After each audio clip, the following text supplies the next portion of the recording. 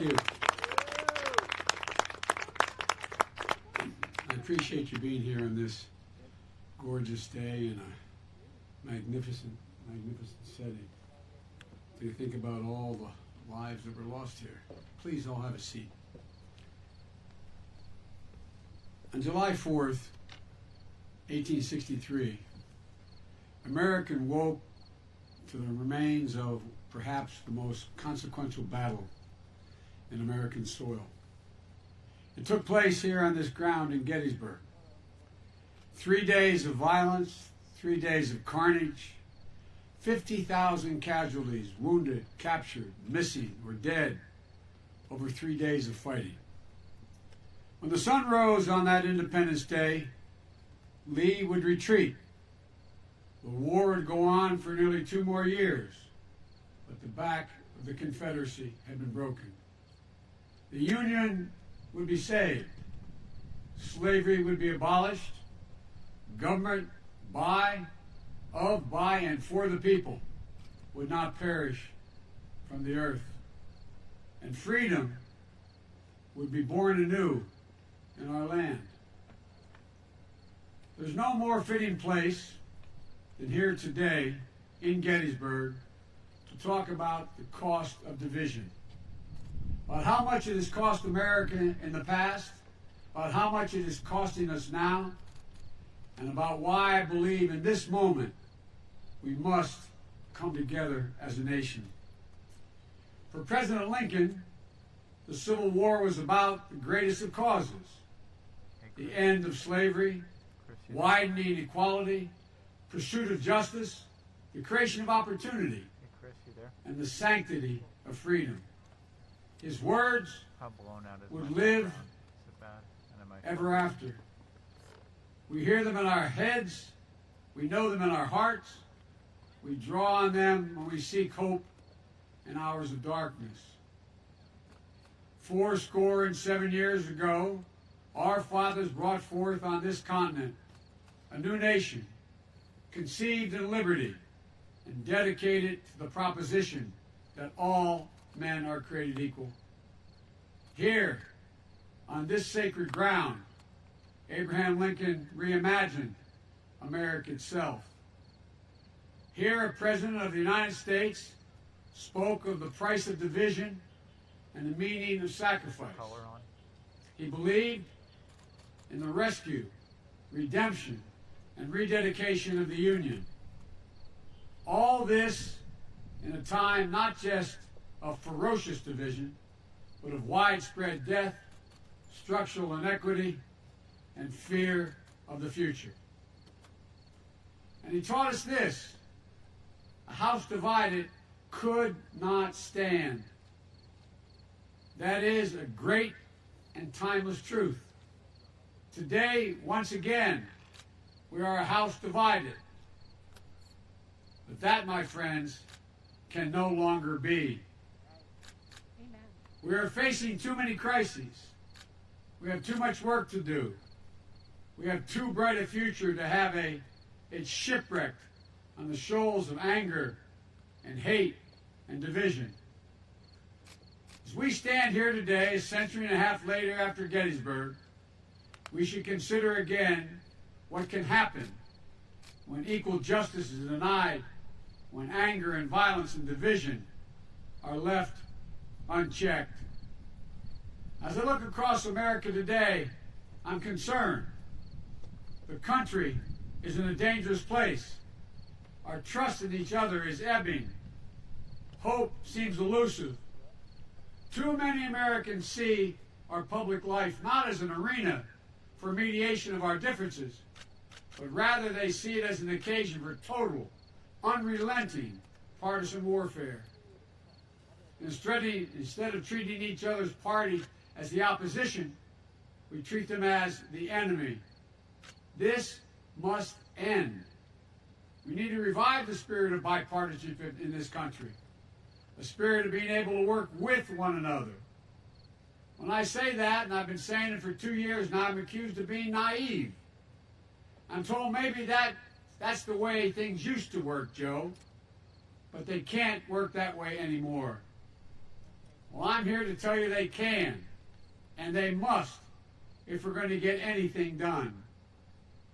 I'm running as a proud Democrat, but I will govern as an American president. I'll work with Democrats and Republicans. I'll work as hard for those who don't support me as those who do.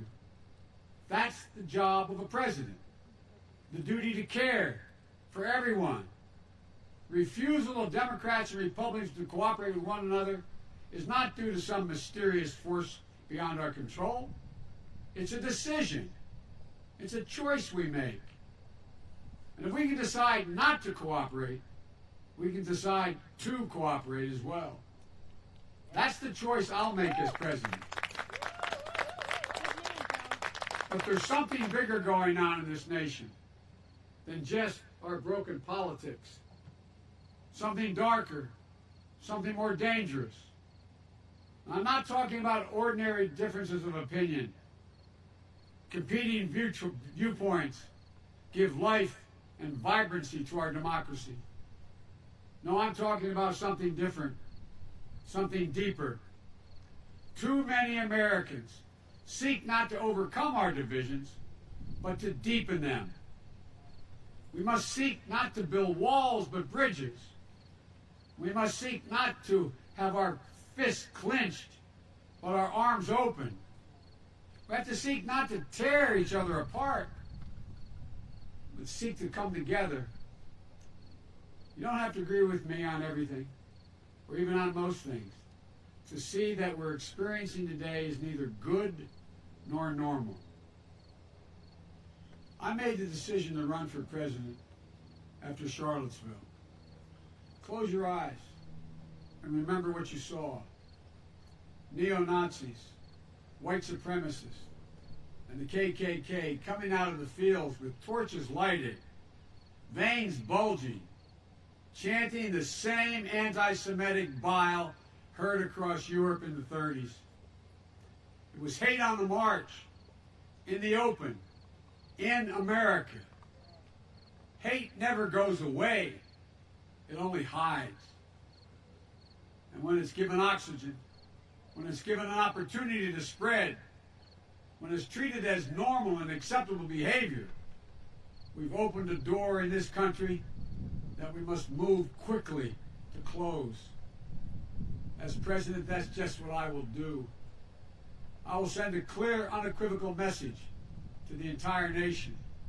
There is no place for hate in America. It will be given no license. It will be given no oxygen. It will be given no safe harbor.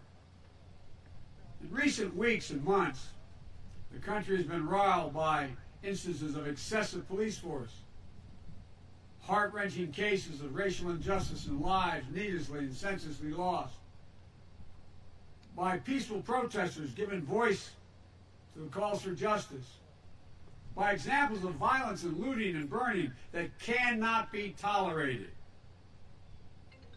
I believe in law and order. I've never supported defunding the police, but I also believe injustice is real.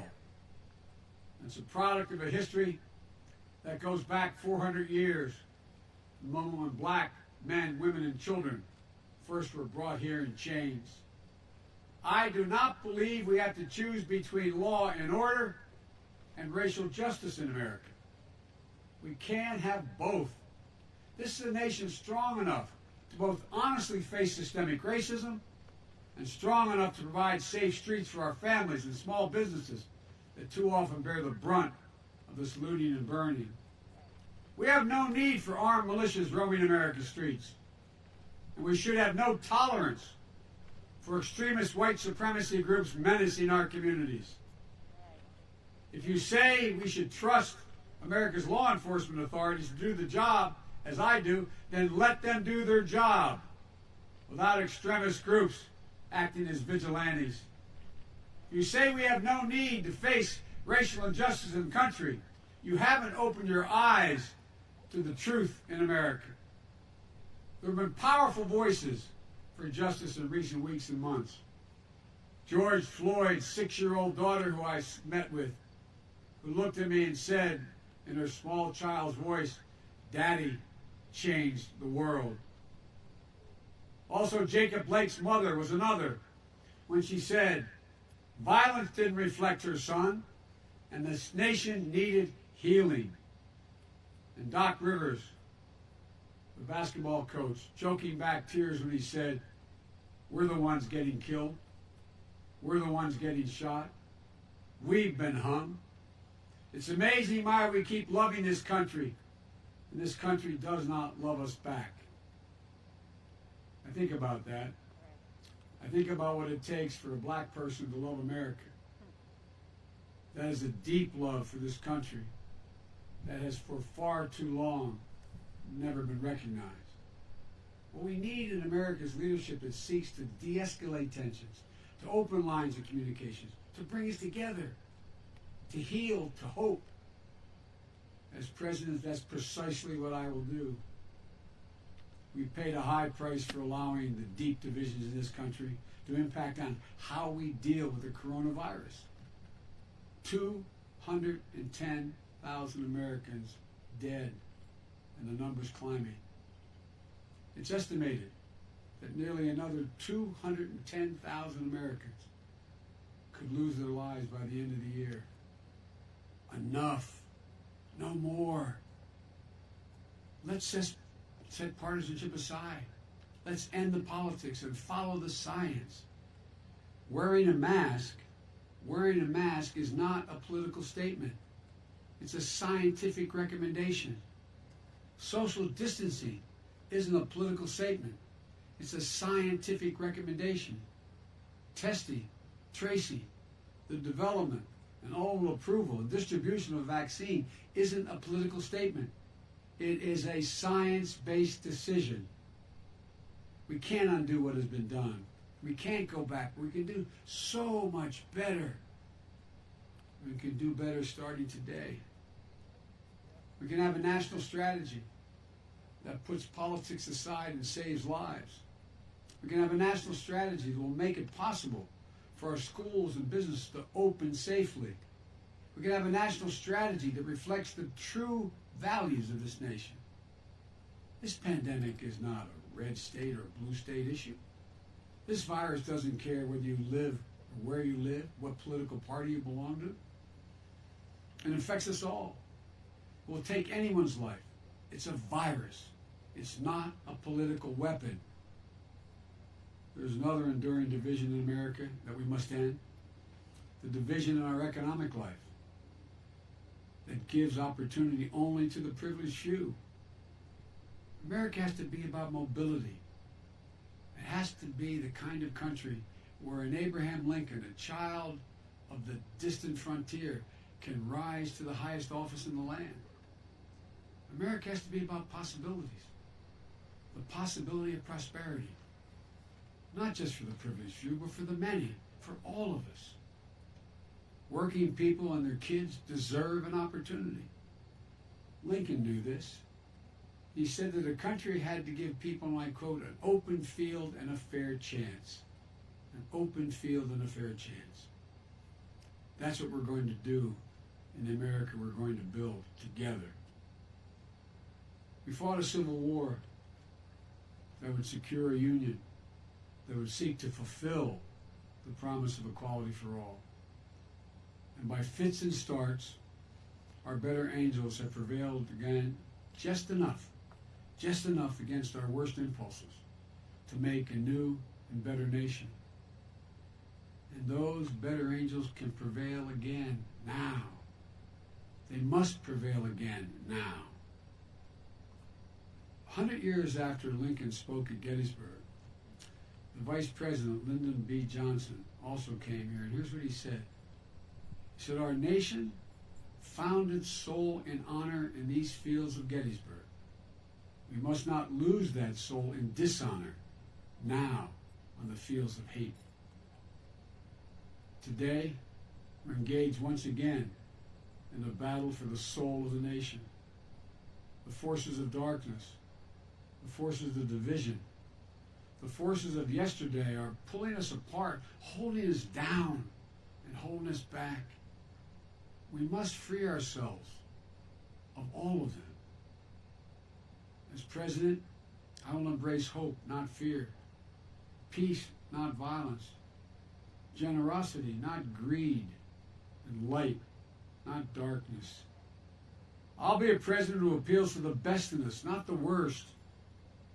I'll be a president who pushes toward the future, not one who clings to the past.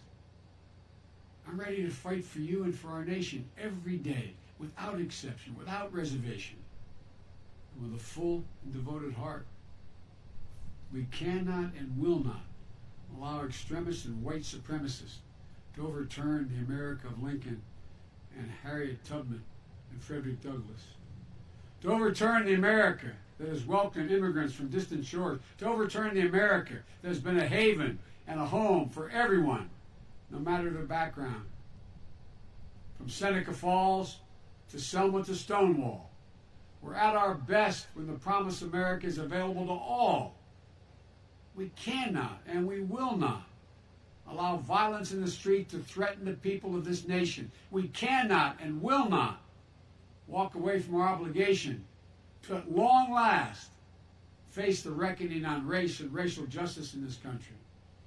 We cannot and will not continue to be struck in the partisan politics that lets us, this virus, thrive while the public health of this nation suffers.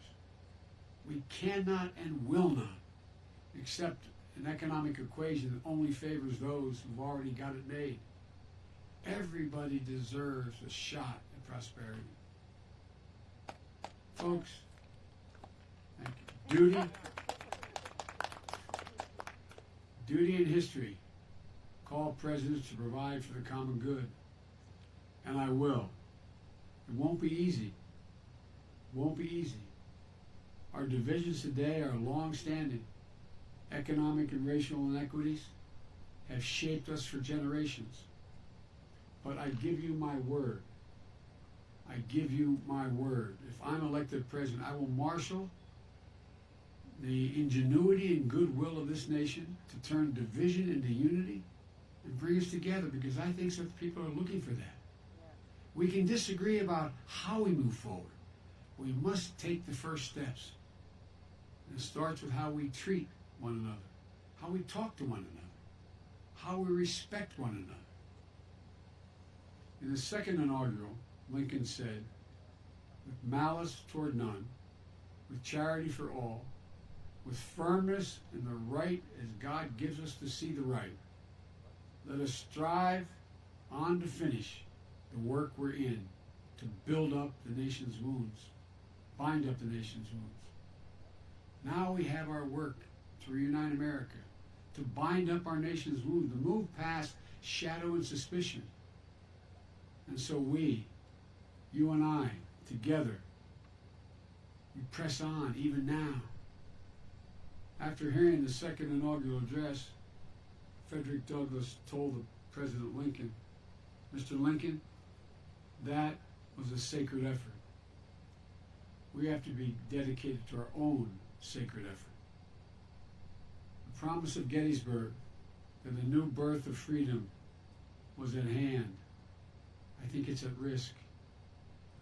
Every generation that has followed Gettysburg has been faced with a moment when it must answer this question: whether it will allow the sacrifices made here to be in vain or be fulfilled.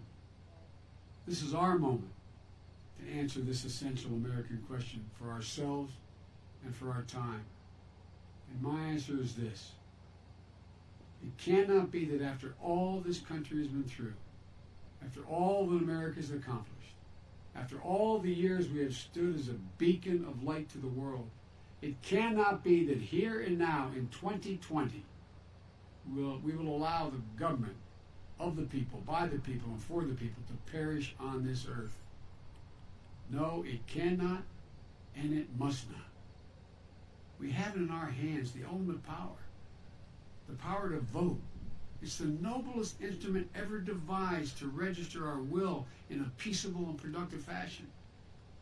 And so we must vote. We will vote, no matter how many obstacles are thrown in our way, because once America votes, America will be heard. Lincoln said, the nation is worth fighting for. So it was, and so it is. Together, as one nation, under God, indivisible, let us join forces to fight the common foe of injustice and inequality, hate and fear.